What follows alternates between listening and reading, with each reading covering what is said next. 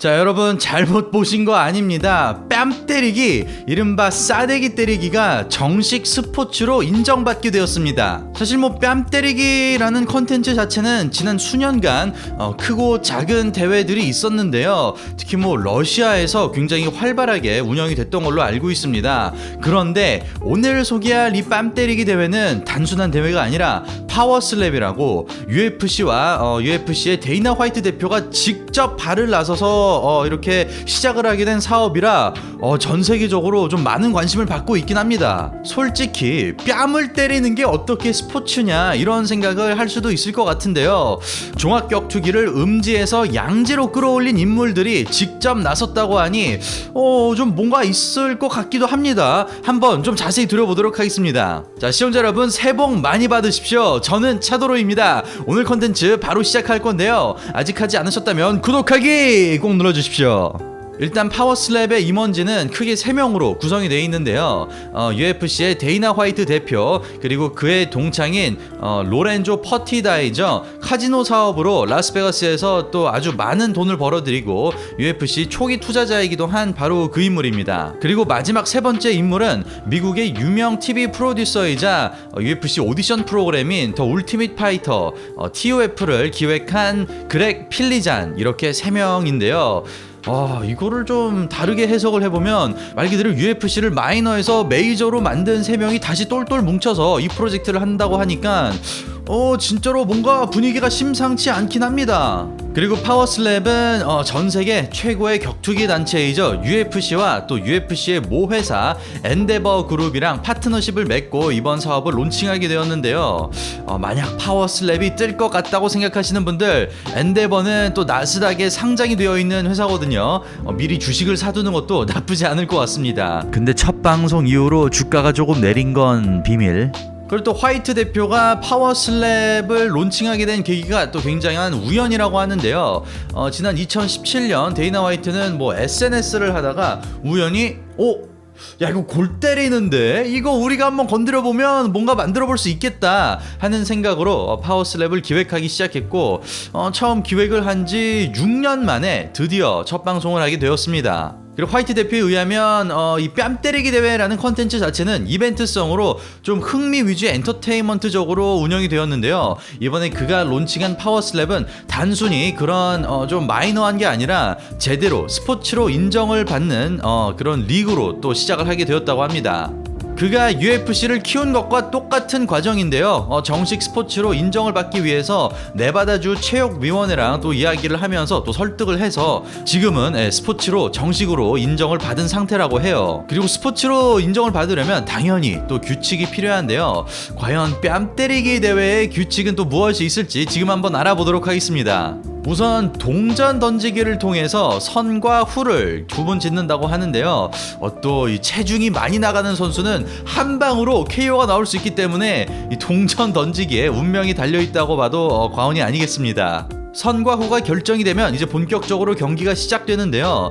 경기가 시작되면 30초 안에 공격을 해야 되고요. 30초 안에 뺨을 때리고, 그리고 공격이 된 후에 30초간 또다시 회복의 시간이 주어집니다. 다시 말해서 한 턴이 최대 1분이라고 보시면 될 것 같아요. 그리고 30초의 휴식 시간이 끝나면 이제 반대편에 있는 후공을 맡은 사람이 이제 다시 30초 안에 뺨을 때려야 되고, 그리고 뺨을 맞은 다음에 또 30초 동안 휴식을 취하고, 이런 식으로 라운드가 끝날 때까지 경기를 진행을 하는 것입니다. 라운드 얘기가 나와서 그런데요. 몇 라운드가 있는지는 경기마다 다르게 책정이 되는데 일단 최소 3라운드로 경기가 진행이 된다고 해요. 또 여기서 재밌는 룰이 있는데, 선공을 한 사람은 뺨을 때린 다음에 기권을 하면 안 됩니다. 한 대 때리면 무조건 후공의 공격을 또 받아줘야 돼요. 그리고 이제 우리가 우스갯소리로 야, 우리 한 대씩 주고받자 하고 한 대 때리고 너가 이겼어, 나 포기할래, 이런 조크들이 좀 있잖아요. 이건 아예 불가능합니다. 어쨌든 투기 종목으로 인정을 받으려면 당연히 체급도 있어야 되겠죠.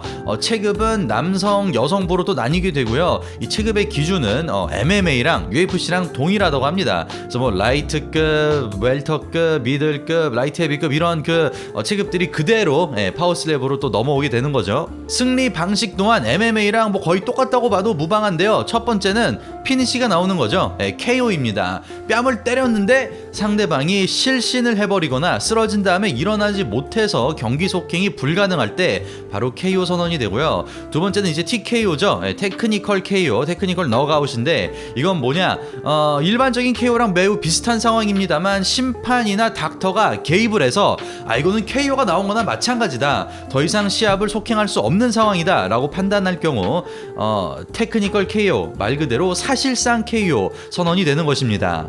그리고 모든 라운드가 끝날 때까지, 다시 말해 경기가 끝날 때까지 KO가 나오지 않는다면 이제 판정으로 넘어가게 되는데요. 판정 기준 역시 MMA랑 똑같습니다.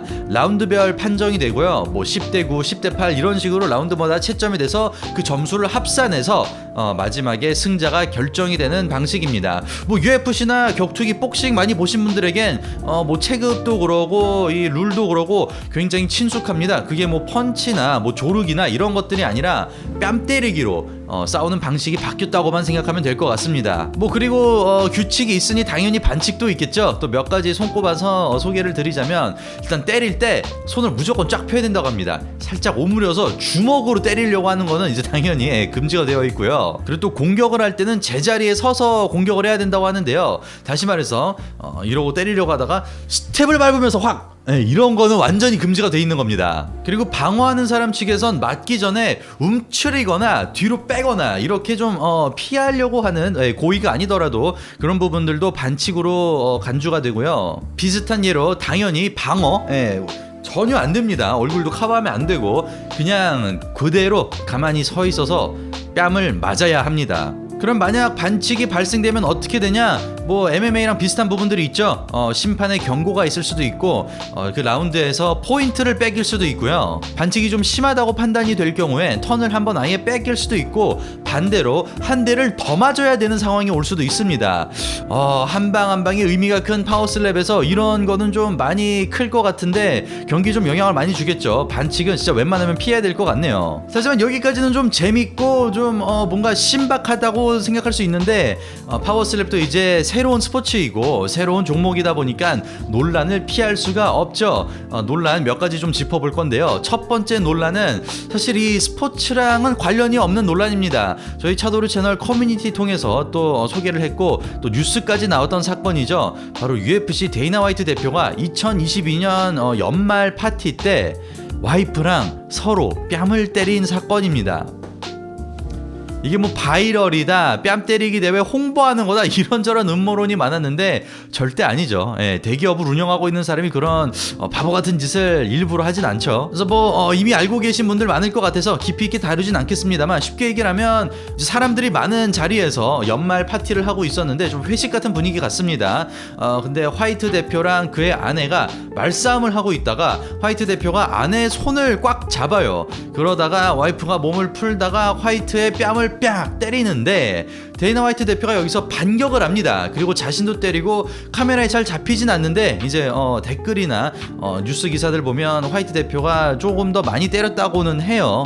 근데 이제 이후 화이트 대표도 그러고 아내도 그러고 공식적으로 이야기를 하죠. 술에 너무 많이 취해 있었고 감정이 격해져서 멍청한 짓을 했다, 정말 말도 안 되는 실수를 했다, 좀 용서를 구했고요. 그리고 뭐 사실 댓글로는 뭐 정당방위다, 뭐 먼저 맞았으니까 화이트가 때리는 게 뭐가 문제가 되냐 그러지만, 화이트 대표는 일단 첫 번째로 남자가 여자를 때리는 것은 굉장히 부끄러운 일이라고, 그 부분에 대해서는 좀 논쟁이 없었으면 좋겠다고 본인이 밝혔습니다. 자기가 잘못한 거 자기가 인정하는데 왜 너네가 나를 쉴드 해주냐, 나는 비판을 모두 받겠다라고 이야기를 했고요. 그리고 두 번째는 이제 공인이라고 표현을 해야 되나요? 뭐 유명인이라는 표현이 더 맞겠죠. UFC라는 또 대기업을 운영을 하고 있고 또 심지어 그 대기업이 투기 종목이지 않습니까? 투기 종목을 좀 스포츠로 인정을 받게 하기 위해서 좀 건전한 이미지를 많이 만들려고 노력을 해왔는데, 그런 회사의 대표가 사적인 자리에서 아내의 뺨을 때리는 건 어쨌든 뭐 이유나 그런 거를 다 떠나서 일단 논란이 됐고, 폭력은 폭력이니까 그 부분에 대해서도 사과를 한다고 화이트 대표가 직접 이야기를 했습니다. 그래서 원래 파워슬랩은 TBS라는 채널에서 방영을 할 예정이었는데요. 이 사건이 일어나고 난 다음에 그 편성표에서 빠지게 되죠. 그래서 화이트 대표가 순간 감정 컨트롤을 못해서 이렇게 신생 사업을 또 말아먹는구나 하고 이야기가 많았는데, TBS에서 며칠 뒤에 다시 편성표에 파워슬랩을 복구시켰고, 그리고 실제로 첫 방송도 무리 없이 며칠 전에 방영을 했습니다. 그래서 우리끼리 얘기지만 이 부분도 좀 논란이 많아요. 결과적으로 화이트 대표는 이런 논란도 만들어냈고 큰 사고를 쳤는데 별다른 징계나 뭐 제재도 없고 새로운 사업도 원래대로 진행이 됐다 하고 또 싫어하는 사람들은 또 싫어하고 하더라고요. 근데 이게 또 하필이면 뺨 때리기 사업을 시작하는 사람이 뺨을 때린 거라 좀 복잡합니다. 그냥 단순히 뭐 정당방위 뭐 남자 여자 이런 거로 끝날 일이 아니긴 해요. 좀 너무 머리가 아프기 때문에 저는 팩트만 전달하고 좀 비겁해 보일 수 있겠지만 노코멘트 하겠습니다. 그리고 또 하나의 논란이죠. 이거는 뭐 피할 수 없는 논란인 것 같은데요. 바로 뇌부상입니다. 특히 미국에서는 좀 뇌부상에 대한 이슈가 많아지고 있는데요. 그 이유는 사실 뭐 복싱이나 MMA 이런 킥복싱, 투기 종목도 있지만 사실 미식축구 때문입니다.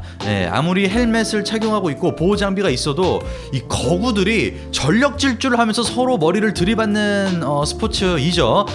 그렇기 때문에 미식축구 선수들이 은퇴를 하고 나이가 들어서 좀 후유증이 많이 찾아오고 좀 굉장히 불미스러운 사건 사고가 많이 발생했는데요. 그렇기 때문에 미식축구를 포함해서 이제 사람의 머리에 데미지를 주는 모든 스포츠가 지금 한 번에 싸잡혀서 좀 굉장히 오랫동안 연구 대상이 되기도 했고 또 비난의 대상이 되기도 했습니다.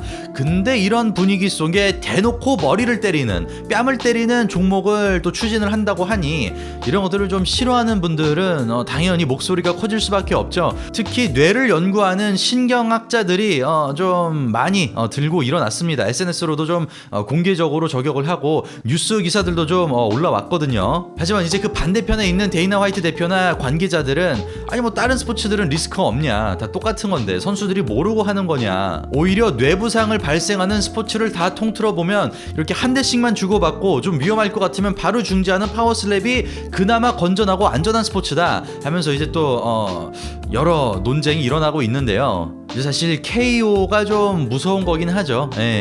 또 인간의 뇌가 워낙 또 복잡한 장기이고 또 아무리 현대의학이 발달했다고 해도 뇌부상은 또 회복이 불가능하지 않습니까? 그리고 뇌에 대해서도 우리가 완벽하게 이해를 하지 못하고 있기 때문에 좀 민감한 주제일 수밖에 없지 않나 싶기도 합니다. 특히 이제 투기 종목 좋아하시는 분들은 아시겠지만 좀 너무 살벌한 KO가 발생하면 그 KO를 기점으로 사람의 성격이 아예 바뀌는 경우도 있다고 하거든요.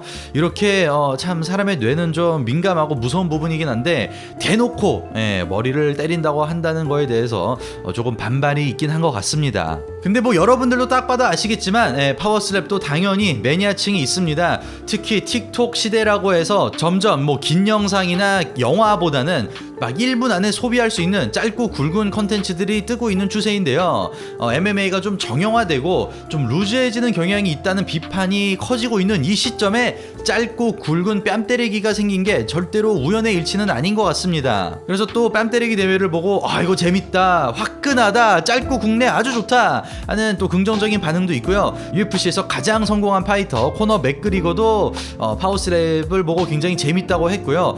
실제로 그는 SNS를 통해서 뭐 허리를 고정시키고 어깨를 뒤로 쫙 빼고 상체를 회전해야지 뭐 최고의 파워가 나온다 이런 식으로 막 분석을 온라인으로 또 분석을 하기도 했고, 혹시라도 또 기회가 주어진다면 자신이 파워슬랩 해설에도 한번 참여를 해보고 싶다고 합니다. 이 외에도 또 UFC 전 헤비급 그리고 라이트 헤비급 챔피언인 다니엘 코미어 해설도 파워슬랩이 재밌어 보이고 시간이 흐를수록 더 테크닉도 좋아지고 선수풀도 커지면서 앞으로도 또 기대가 된다고 응원의 메시지를 남겼거든요. 이토록 부정적인 시선도 있고 긍정적인 시선도 있는데 이제 막 시작한지 출범한지 지금 1주, 2주도 안 된 완전 신생 스포츠라 아직은 조금 더 지켜봐야 될 것 같습니다.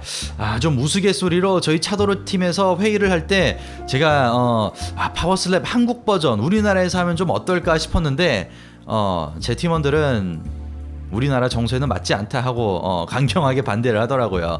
자, 어쨌든 여러분들은 어떻게 생각하시나요? 파워슬랩 잘 될 수 있을까요? 그리고 우리나라에서 리그를 한다면 어떻게 될까요? 여러분들의 의견 댓글로 마음껏 편안하게 달아주시고요. 오늘 차도로 소식은 또 여기서 마무리하도록 하겠습니다. 이상 차도로였습니다. 구독하기 잊지 말아주시고요. 새해 복 많이 받으시길 바랍니다. 감사합니다.